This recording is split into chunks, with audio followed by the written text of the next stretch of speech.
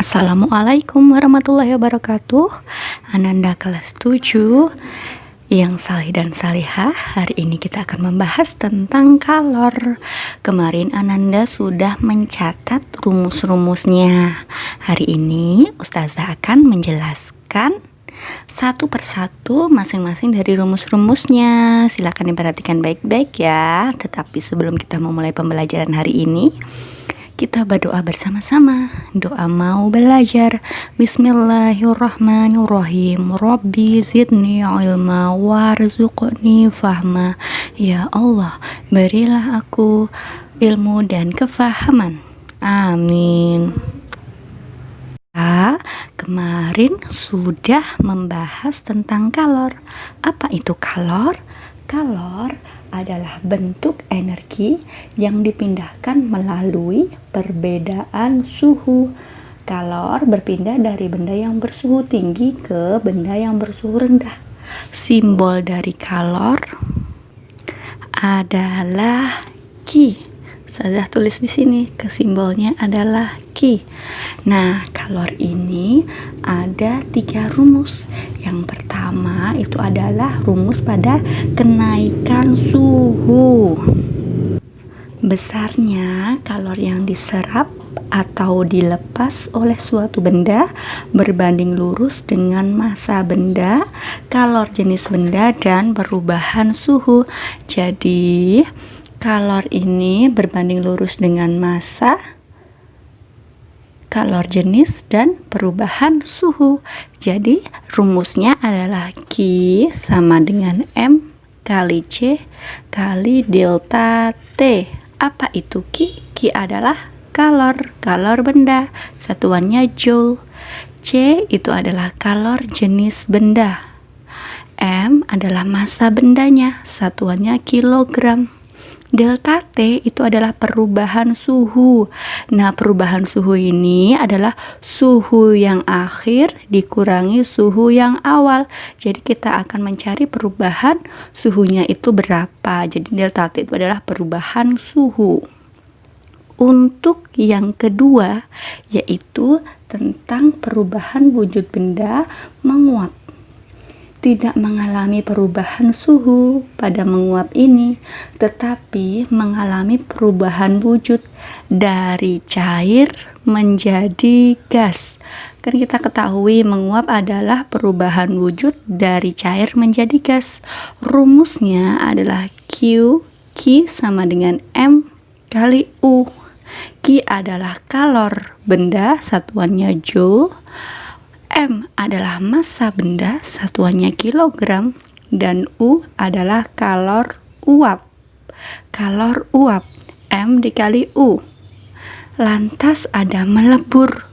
Melebur itu adalah perubahan wujud zat dari padat menjadi gas. Satuannya itu adalah menggunakan rumus Q sama dengan M dikali L. Q itu adalah kalor benda, satuannya joule. M itu adalah massa benda, satuannya kilogram. Dan L itu adalah kalor leburnya. Nah, ini ada grafik. Grafiknya ini menunjukkan suatu benda, misalnya sebongkah es. Sebongkah es berarti suhunya adalah minus derajat Celcius. Saya dipanaskan menjadi 0 derajat Celcius karena sudah mencair. Kalau sudah mencair berarti melebur. Selanjutnya akan terjadi kenaikan suhu. Kenaikan suhu menjadi 100 derajat Celcius sehingga mendidih. Setelah mendidih akan menguap menggunakan rumus M kali U. Selanjutnya akan terjadi kenaikan suhu lagi menggunakan rumus M kali C kali delta T. Kita lihat dari grafik saja ya Nanda. Ini kalau melalui grafik, jika ada perubahan suhunya, itu berarti menggunakan rumus ini M kali C kali delta T. Langsung kita tulis saja ya. Q1 Itu menggunakan rumus apa ya? Q1 ini karena ada perubahan suhunya dari 0 derajat sampai ini misalnya minus 20 derajat, berarti Q1 menggunakan rumus ini. Q1 sama dengan M dikali C kali delta T. Selanjutnya Q2-nya. Q2-nya karena ini melebur, yang berwujud es menjadi berwujud cair, melebur, ini akan menggunakan rumus Q sama dengan M dikali L, lebur es, kalor lebur es. Selanjutnya Q3, karena sudah berwujud cair, selanjutnya dipanaskan, ada kenaikan suhu dari 100 derajat ke 0 derajat, itu berarti menggunakan rumus M kali C kali delta T. Selanjutnya Q4-nya itu adalah setelah air itu mendidih, selanjutnya adalah menguap. Jadi menggunakan rumus Q sama dengan M dikali U, kalor uapnya dikali massa dikali kalor uapnya. Selanjutnya Q5 itu menggunakan rumus M kali C kali delta T, karena ada perubahan suhunya, suhu tertentu, suhu akhir dikurangi suhu awalnya, M kali C dikali delta T. Seperti itu ya Ananda. Cara mengingatnya adalah jika ada perubahan suhu berarti menggunakan rumus yang ini. Kalau suatu benda itu menguap dari cair menjadi gas, berarti menggunakan rumus yang ini. Selanjutnya, jika benda itu melebur, menggunakan rumus yang ini. Silahkan diperhatikan baik-baik soalnya. Jika ada perubahan suhu berarti menggunakan rumus yang ini. Seperti itu ya Nanda, kita akan bahas soalnya. Dan Ustazah akan memberikan satu contoh soalnya.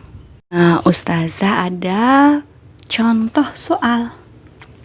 Contoh soalnya adalah ada air yang bermassa 2 kg dengan suhu 30 derajat Celcius.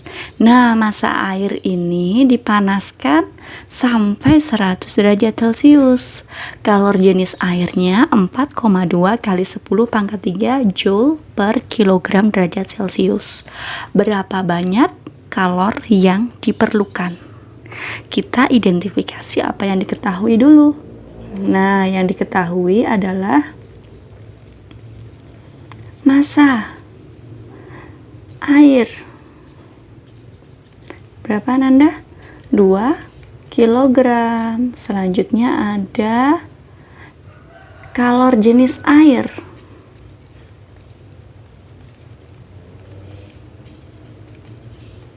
Itu 4,2 kali 10 pangkat 3 Joule per kilogram derajat Celcius. Massa air berarti ini adalah M ya.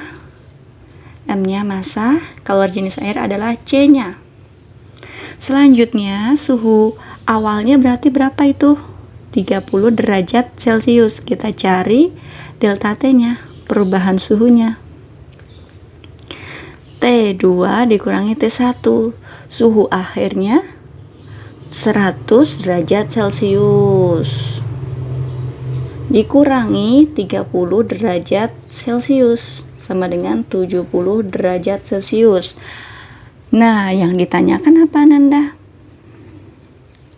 Yang ditanyakan adalah berapa banyak kalor yang diperlukan. Kalor berarti adalah Q.